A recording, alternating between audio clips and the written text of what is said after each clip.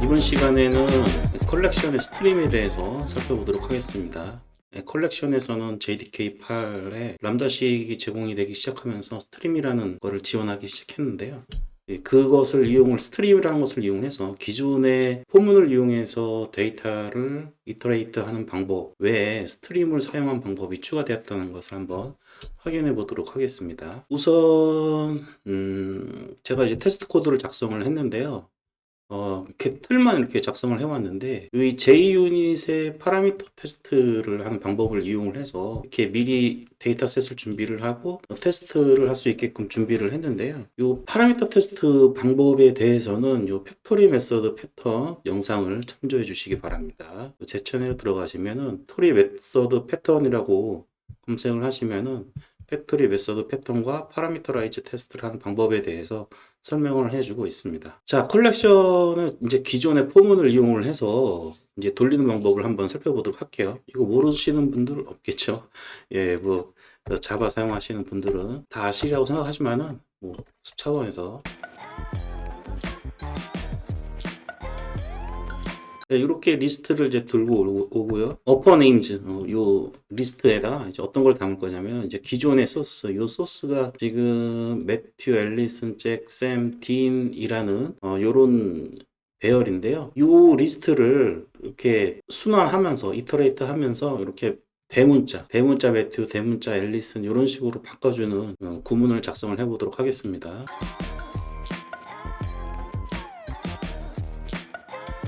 자, 어퍼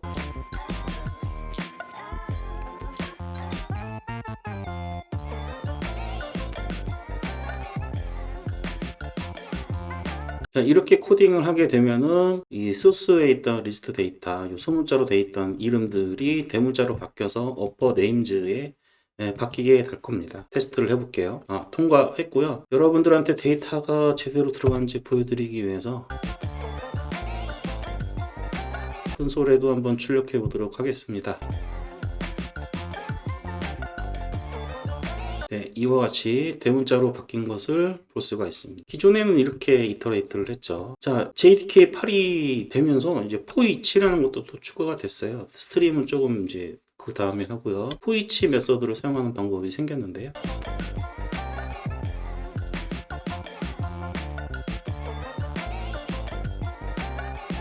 이렇게 리스트, 소스가 리스트죠. 점 찍으면은 포이치라는 게 생겼습니다.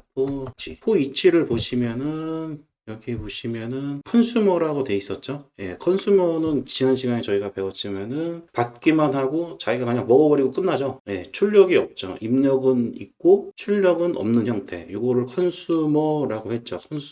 컨슈머 형태로 적어주면 되는 겁니다. 그래서 네임을 받아와서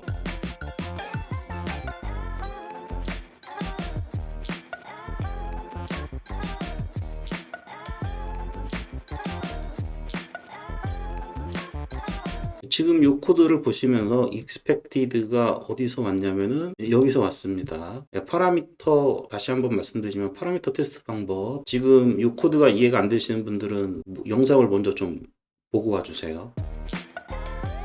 비교를 해보면 제가 뭔가 잘못 작성했나 보군요. 로어 케이스로 했습니다. 잘못했네요. 어퍼 케이스죠. 자, 이렇게 함수형 인터페이스 중에서 컨슈머를 이용을 해서 이런 식으로 포이치를 사용할 수도 있게 되었습니다. 근데 이제 여기에 한 걸음 더 나가서 조금 더 이제 데이터들을 좀 자유스럽게 관리하기 위해서 스트림이라는 것이 생겼습니다. 스트림을 사용을 하다 보면은 이거 포문 사용하는 거랑 뭐가 다르지? 라고 좀 의문을 가지시는 분들이 좀 많으실 것 같은데요. 그 자바 공식 문서를 이렇게 뒤져보면은 이제 스트림을 언제 사용하고, 그 다음에 이제 리스트, 셋 이런 걸 언제 사용하는지에 대해서 좀 개괄적으로 좀 나온 그런 문구들이 있는데, 컬렉션의 리스트나 셋에 개별적으로 들어가 있는 아이템들을 개별적으로 뭔가 조작을 하고 싶을 때 사용을 하고, 스트림을 만든 목적은 이 데이터 셋이잖아요. 이 셋을 전체적으로 뭔가 다루고자 할 때 사용하기 위해서 스트림을 만들었다. 이렇게 적혀 있는 부분이 있기도 합니다. 하지만은 이게 거의 대부분이 여러분들이 사용을 하시게 되면은 이제 기존의 리스트를 사용해서 포문을 사용하는 방법보다는 아마 이제 이 스트림을 이용한 방법을 훨씬 더 많이 사용하시게 될 겁니다. 자, 위에 코드를 이제 스트림으로 한번 만들어 보도록 하겠습니다. 소스 리스트에 점하고 스트림이라고 쳐보세요. 스트림. 이 스트림이라는 메소드가 생겼고, 이 스트림 메소드를 이용해서 스트림 객체로 변환이 되는 것을 볼 수가 있습니다. 자, 이렇게 하시고요. 그 다음에 이제 맵이라는 걸 또 사용을. 맵이라고 하는 것은 우리가 뭐 맵 지도, 뭐 이 지도가 아니고 매핑이라는 용어를 많이 쓰죠. 뭐 A라는 거를 B로 매핑한다. A하고 B를 이렇게 연결시켜주고, 혹은 A를 B로 이렇게 바꿔준다. 이런 뜻이 될 텐데, 그 맵입니다. 그래서 매핑이라고 생각하시면 되고요. 이 맵 메소드가 이제 리스트에 들어가 있는 게 아니라 이 스트림으로 한번 메소드로 써서 얘가 스트림 객체로 변경이 되었죠. 소스라는 리스트가 스트림 객체로 바뀌었고, 이 스트림이라는 객체에는 다양한 메소드들이 존재하는데, 그 중에 아이템과 아이템, 개별 아이템을 이렇게 매핑해주는, 혹은 바꿔주는 그런 메소드가 하나 있는데, 그거를 맵이라고 하고요. 이 맵은 우리가 생각을 한번 해보죠. A라는 값을 B라는 값으로 이제 바꿀 거예요. 매핑을 시켜서 바꿀 거예요. 바꿀 건데, 이 바꿀 때 A가 들어간다는 게 하나, 나오는 거는 B, 이렇게 되죠. 그러면 입력이 있고 출력이 있고, 이게 뭐였죠? 함수형 인터페이스의 펑션이었죠. 그래서 여기 보시면은 펑션형으로 람다식을 넣어줘 라고 이렇게 적어 놓은 거예요. 여러분들이 이제 람다식하고 이 스트림에서는 람다식을 많이 사용을 하고 있기 때문에, 함수형 인터페이스를 많이 사용을 하고 있기 때문에, 이 파라미터에 펑션이라고 들어왔다. API 문서를 보면 이렇게 써 있어. 라고 했을 때 펑션이면은 인풋이 있고 출력이 있는 거니까 람다식을 이렇게 적어야 되겠죠.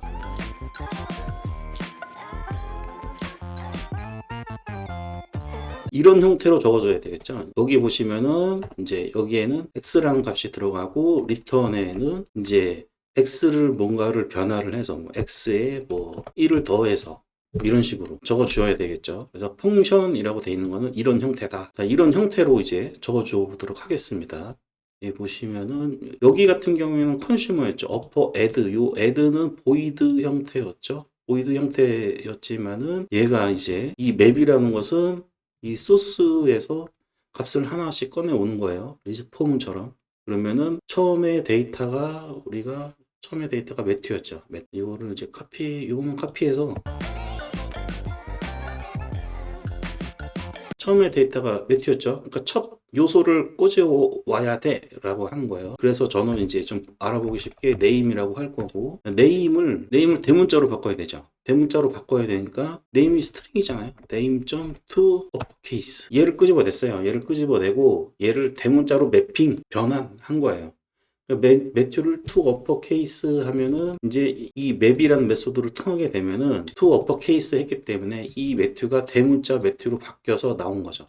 자, 나왔죠. 나온 다음에 이제 이 소스 리스트에 있는 값들, 매튜, 앨리슨, 잭, 샘, 딘, 얘를 이제 다 순화하면서 다 대문자로 이제 바꿨어요. 대문자로 다 바꾼 다음에 얘의 리턴 형태를 보면 스트림이에요. 여전히. 예, 스트림이죠. 그럼 이 스트림을 어떻게 해야 됩니까? 다시 리스트로 변환하는 과정을 거쳐야겠죠. 우리는 지금 하나씩 꺼내와서 하나씩 작업을 했단 말이에요. 그런 다음에 수집해야 되겠죠. 리스트로. 그게 이렇게 컬렉트라는 메소드를 이용을 해서 리스트로 변환을 해주게 됩니다. 이렇게 하게 되면 최종적으로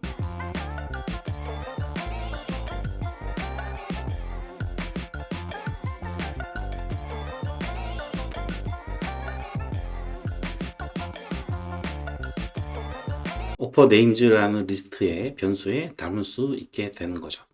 자, 실행을 해보면은 잘 될 겁니다. 네, V 표시됐고 통과했습니다.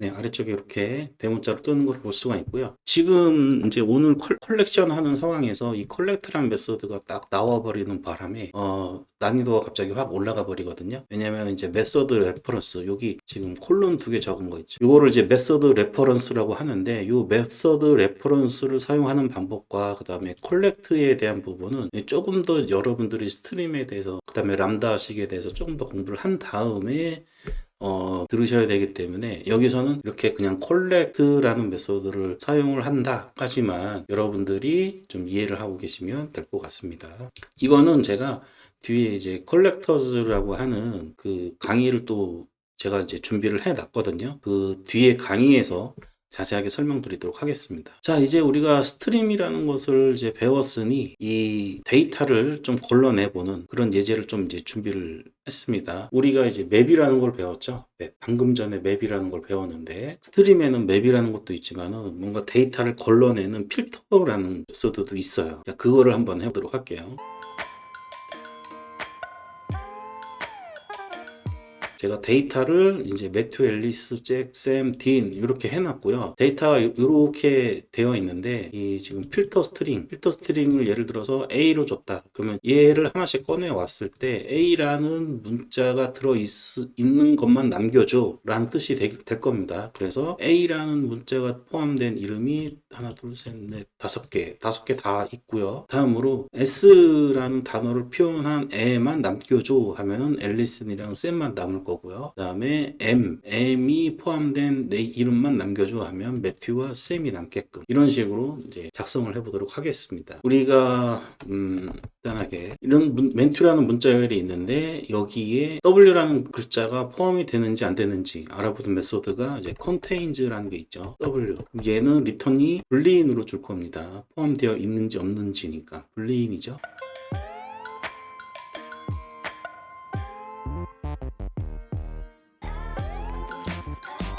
자, 이렇게 이제 테스트를 해보면은 W가 있으니까 얘는 true가 돼야 되겠죠. 네, 통과했습니다. 자, 이런 식으로 이제 필터를 구성을 할 거예요. 자, 보도록 하겠습니다. 자, source 이제 스트림, 리스트에서 스트림을 사용하는 방법은 아주 간단해요. 그냥 .stream이라는 메소드를 사용하기만 하면 되죠. 이제 그 이후에 스트림 메소드, 우리 스트림 클래스에 있는 객체 메소드들을 사용을 하면 되는 겁니다. 자, 여기에 이제 걸러내는 이제 필터라는 것이 있어요. 필터를 보면은 뭐가 있습니까? 프리디케이트는 이제 입력값이 있고 리턴이 불린이죠. true냐 false, 불린. 요거를 프리디케이트라고 합니다. 그러면은 함수의 형태가 어떻게 되냐? 입력값은 있고 리턴은 불린이어야 되죠. 입력값이 있으니까 요거 name이라고 하고요. 그 다음에 name에 요걸 써주는 거죠. contains 하고, 필터할 스트링은 파라미터 변수로 받기로 했으니까 얘를 카피를 해주면 되겠죠. 그 다음에 리스트로 이제 수집을 해야 되니까 점 찍고 collect 이렇게 메소드를 쳐보면 컬렉터 이렇게 나오는데, 이건 이제 뒤에 가서 제가 강의를 따로 해 드릴 거고요. 우선 이번 시간에는 카피를 합시다. 자, 이렇게 하면은 얘를 리스트로 받을 수 있겠죠.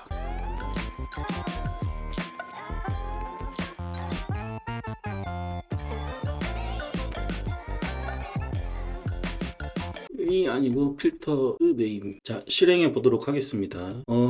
지금은 이번에는 이제 데이터 셋이 이제 하나, 둘, 세 종류의 데이터 셋을 한 번에 테스트를 하는 거거든요. 자, 그거 때문에 여기서 걸러내 보죠. 얘를 실행해 보도록 할게요. 걸러내 보자. 저는 이미 아까 실행 이렇게 해보면은 이렇게 A, 여기 이제 A로 필터를 하겠다는 뜻이에요. 그래서 A로 필터를 했을 때, Y로 필터했을 때 통과, S로 테스트했을 때 통과, M으로 했을 때 통과. 네, 그래서 무사하게 다 통과가 된 것을 볼 수가 있습니다. 디버거 콘솔에서도 여러분들이 좀 확인할 수 있게 필터된 결과를 디버거 콘솔에 출력을 해보도록 하겠습니다. 네, 첫 번째 했을 때 A였죠. A로 했을 때 5개, 그 다음에 S로 했을 때 앨리스랑 샘, M로 했을 때 매튜랑 샘, 이렇게 결과가 나오는 것을 확인할 수가 있습니다. 자, 이번에는 안에 있는 데이터들을 이렇게 문자열 하나로 이렇게 합치는 이 작업을 한번 해보도록 하겠습니다.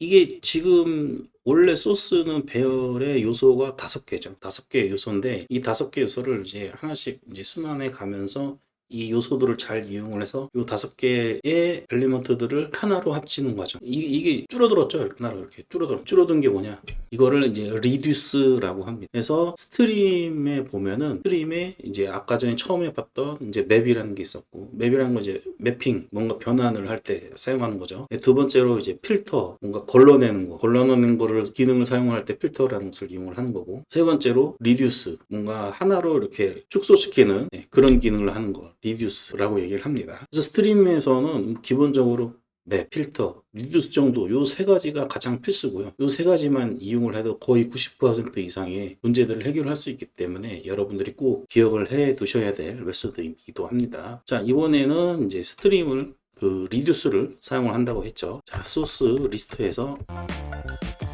점 스트림 이렇게 하면 스트림을 사용할 수 있게 됐고요. 스트림에서 이제 리듀스라고 하는 것을 적어주게 됩니다. 자, 여기에 이제 우리가 보지 못했던 바이너리 오퍼레이터라는 것이 나왔죠. 이 바이너리 오퍼레이터에 대해서 API를 한번 검색을 해보도록 하겠습니다. 치는 화면은 이제 우리가 스트림 메소드를 써가지고 이제 가져오는 이 객체의 타입, 스트림 인터페이스 API 문서고요. 여기에 잠깐 보시면은 자, 컬렉션에서 스트림 메소드 써서 필터 쓰고 맵 쓰고 뭐 어떻게 쓰라고 일단 예제가 나와 있죠. 자, 우리가 지금 살펴봐야 될 것은 자꾸 옆길로 새는데 스트림을 하다 보면은 설명해야 될 게 많아져요. 갑자기 리듀스였죠. 리듀스. 자, 이렇게 리듀스를 찾아 메소드 API를 보면은 바이너리 오퍼레이터라는 게 있습니다. 그래서 이 바이너리 오퍼레이터가 뭐냐를 먼저 살펴보기 전에 우리가 리듀스를 할 때 뭐가 필요하지? 라는 걸 한번 생각을 해보죠. 리듀스라고 하는 것은 엘리먼트들을 하나씩 끄집어내서 그 엘리먼트들을 이용을 해서 하나로 합치는 거라고 그랬죠. 자, 그러면은 얘하고 매튜랑 앨리슨을 우리가 이 5개의 요소를 하나로 합치려고 했으니까 매튜 끄집어내와서 저장하고 그 다음에 두 번째 앨리슨 끄집어내와서 기존에 있던 거랑 합치고, 그렇죠? 매튜랑 앨리슨 합치고, 그러면 매튜랑 앨리슨 가지고 있죠? 이렇게 가지고 있어요. 가지고 있는 상태에서 잭을 꺼내와서 또 붙여요. 그러면 매튜 앨리슨 잭 이렇게 돼 있고 또 하나 끄집어내와요. 그러면은 잭까지 한 다음에 셈이 또 붙는 거죠. 자, 이렇게 하나로 이렇게 붙는 거, 요 붙는 거를 들고 있잖아요. 요 들고 있는 거를 누산기 어큐뮬레이터라고 얘기를 합니다. 그래서 우리가 일반적으로 ACC라고 코딩 변수명을 많이 짓죠. 그래서 이 누산기 어큐뮬레이터라는 변수가 하나 필요할 거고, 그 다음에 끄집어내오는 변수가 하나 필요하겠죠. 그래서 파라미터가 2개 필요할 겁니다. 우리가 지금 기능을 구현하기 위해서 얘를 수식으로 표현하면 어떻게 표현할 것인가를 우리가 생각을 해보는 거예요. 그래서 ACC라는 누산기라는 게 하나 있어야 되고, 그 다음에 엘리먼트를 끄집어내왔으니까 그 변수도 하나 있어야 돼. 그 다음에 또 변수가 필요한 거예요. 더 이상은 필요하지 않을 것 같습니다. 그래서 파라미터가 2개 필요로 하는 거죠. 2개 기억하십시오. 자, 리듀스 같은 경우에는 이제 변수가 2개 필요한 것까지 우리가 한번 예측을 해봤습니다. 바이너리 오퍼레이터를 볼게요. 바이너리 오퍼레이터를 딱 보니까 제네릭 타입은 T인데 이 T가 뭐라고 하냐면 오퍼랜드의 리절트, 결과, 리턴 값의 타입이 얘라는 거예요. 그리고 바이너리 오퍼레이터를 가만히 보니까 바이 펑션이라는 게 있네요. 얘를 상속받고 있대요. 이 상세 메소드는 우리가 그냥 넘어가고요. 바이 펑션, 우리가 펑션이라는 건 봤는데 또 바이 펑션은 뭔가? 바이 펑션을 보니까 제네릭 타입이 이제 3가지 종류가 있는데 T는 첫 번째 아규먼트, U는 두 번째 아규먼트, R은 결과 타입. 3개의 타입이 필요한데, 그러니까 인풋 받는 타입이 2개가 지금 필요한 거죠. T하고 U, 그 다음에 리절트 타입. 이렇게 3개가 필요한데 딱 보니까 바이 펑션은 TTT 이렇게 돼 있잖아요. 바이 펑션이 아까 전에 이 제네릭이 지금 뭐였죠? TUR이었는데 TTT 되어 있네요. 바이너리 오퍼레이터는 보시는 바와 같이 바이 펑션의 이 제네릭 3가지가 바이 펑션을 이용하면은 TUR 3가지 타입을 적어주는 건데, 바이너리 펑션은 이 3가지 타입을 T로 하나로 다 똑같은 경우, 그런 경우에 사용하면 될 거다라는 거죠. 결국에는 바이너리 오퍼레이터도 바이 펑션을 상속받아서 썼기 때문에 이 TTT 파라미터 2개 받고 리절트 하나. 근데 바이너리 오퍼레이터는 훨씬 더 특수한 케이스인 거죠. 이 세 가지 타입이 모두 같은 그런 케이스라고 보시면 되고, 바이 펑션의 슈퍼 인터페이스는 여기 보면은 펑션 없죠. 네, 슈퍼는 없고, 우리가 이전 시간에 배웠던 펑션이라는 함수 인터페이스랑 유사한데, 그냥 펑션을 쓰면은 파라미터가 하나짜리고, 바이 펑션을 쓰면은 파라미터가 2개짜리. 그래서 파라미터가 2개짜리 쓸 때는 바이 펑션을 쓰는 거고, 이 2개의 파라미터 타입하고 리절트 파라미터의 타입, 이 3가지 타입이 다 똑같을 때는 바이너리 오퍼레이터라는 걸로 쓰면 된다라는 거를 우리가 예측할 수가 있었죠. 자, 그래서 여러분들이 많은 분들이 힘들어 하시는 부분들이 이렇게 제네릭하고 그다음에 인터페이스를 통해서 이 예측해 나가는 과정이 조금 부족한 경우가 많은데, 이걸 여러분들이 스스로 계속 연습을 하셔야 돼요. 그냥 이럴 때는 이렇게 이거 웹 써, 이럴 때는 필터 써, 이거를 공부를 하시면 안 되고, 필터를 썼을 때 그 안에 파라미터로 받는 함수형 인터페이스가 뭔지를 확실하게 모를 때는 API를 이런 식으로 찾아가서 공부를 하셔야 나중에 공부를 안 하시게 되고, 그다음에 여러분들 스스로의 커스텀 함수형 인터페이스를 만들 수 있게 됩니다. 그러니까 모르는 함수형 인터페이스가 나왔을 때 그 형태가 수식으로 표현했을 때 어떻게 추정할 수 있는지를 계속 생각해 보는 거, 이게 여러분들에게 훈련이 되실 겁니다. 자, 그래서 리듀스를 쳤을 때 이제 바이너리 오퍼레이터라는 게 뭔지 알았어요. 뭔지 알았지만 알게 되더라도 뭔가 어떤 노하우가 생기기 전까지는 그냥 그거만 딱 보고 사용할 수 있는 그런 스킬이 바로 나오지 않기 때문에 뭐 역시 여전히 또 공부를 해야 되는 그런 부분들이 있죠.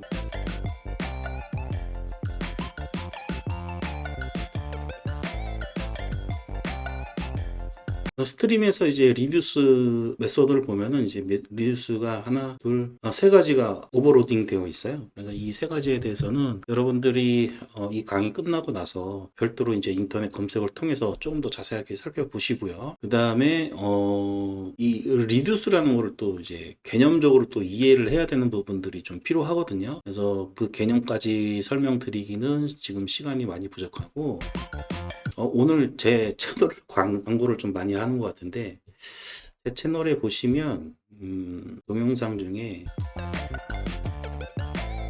자바스크립트 강의로 리듀스라고 있습니다. 이게 이제 자바스크립트긴 한데, 이 지금 자바의 스트림에 있는 리듀스랑 개념은 똑같거든요. 똑같으니까 이 리듀스 강의를 여러분들이 또 한번 보시고 지금 자바 스트림의 리듀스를 한번 사용을 해 보시면 훨씬 더 도움이 되실 겁니다. 개념에 대해서는 제가 설명을 더 이상 안 드리고요. 리듀스에서는 이제 파라미터가 2개 필요하다고 그랬죠. 그래서 ACC 누산기가 필요하고, 그 다음에 엘리먼트를 하나 꺼내와야 되니까 넥스트라고 할게요. 그 다음에 리턴은 어떻게 하냐면은 이 누전 ACC, 이 누적하고 있는 값이에요. 이 누적하고 있는 값에 네스트 값을 이렇게 더해주면 되겠죠. 더해주는데 지금 이제 결과 값을 이렇게 콤마로 주기로 했기 때문에, 구분하기로 했기 때문에 여기에다가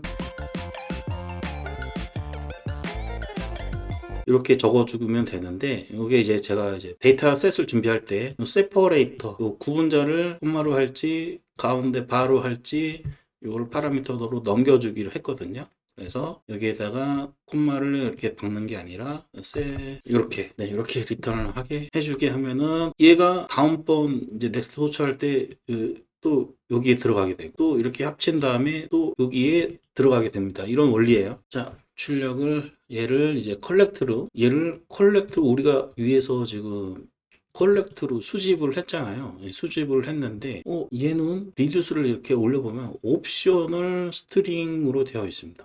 옵셔널은 뭐냐? 이 옵셔널도 다른 영상에서 제가 강의를 다시 한번 준비해 보도록 하고요. 일단 타입이 옵셔널 스트링이래요. 그러면은 얘를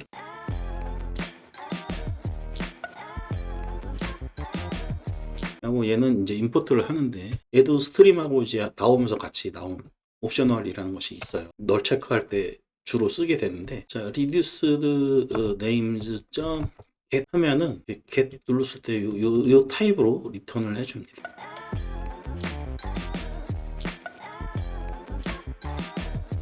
자, 저장하고 이제 출력을 해볼게요. 출력을 디버그 콘솔로도 출력을 해보도록 하겠습니다. 비주얼 스튜디오 코드에서 이렇게 에러가 나왔을 때 이렇게 뭔가 좀 내용이 길어서 크게 보고 싶은데 하실 때가 있을 거예요. 네, 그럴 때는 여기 보시면은 요거 있습니다. 휴지통 옆에 있는 거 얘를 누르면은 이렇게 크게 보실 수가 있고요. 편집기로 에러사항을 보니까 매튜 앨리슨 딘 여기 앞에 콤마가 하나 더 붙는군요. 예, 결과값이 콤마가 하나 더 붙습니다.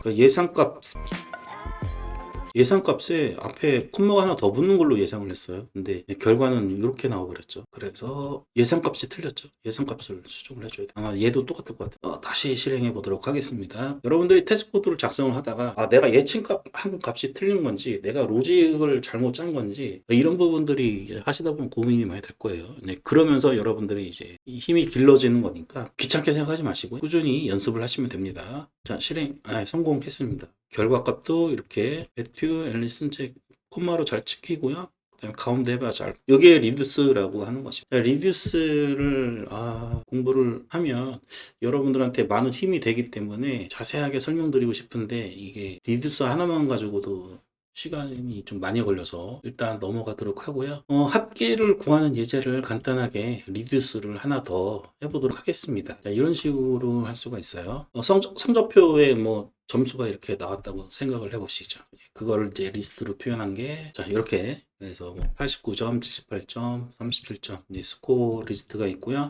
얘를 총 합계를 구하는 거를 스트림을 이용해서 스트림의 리듀스를 이용해서 구하는 방법을 살펴보도록 하겠습니다. 스트림 객체로 변환을 해야 되니까 스코어 리듀스 이렇게 적어주게 되죠. 그리고 리듀스는 파라미터 몇 개 필요하죠? 2개. 앞에 첫 번째 변수는 계속 값을 가지고 있는 애고, 그 다음에 이제 B는 엘리멘트 하나 가져온 이 값이 이게 이제 들어오게 되죠. 자, 리턴은 기존에 갖고 있는 값에 새로 끄집어내 온 값을 더해주면 되죠. 이게 리턴이죠. 그리고 나서 이제 옵셔널로 가져오니까 얘를 썸 값이라고 저장을 하면 될 거고요. 얘 합계는 제가 이미 해봤습니다. 그래서 543이 나올 거래요. 네, 성공했습니다. 이와 같이 리듀스를 이제 합계를 이용을 할 때도 사용을 할 수가 있고요.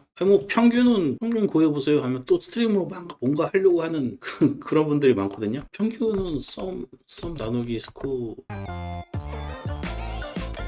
이거잖아요. 평균은. 여러분들이 스트림 공부하다 보면은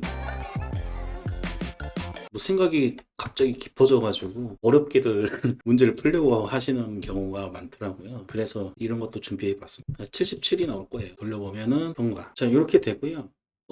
처음에 이렇게 우리가 스트림으로 뭔가 맵 필터 한 다음에 이제 컬렉트 했을 때 우리가 컬렉트라는 메소드를 썼었죠.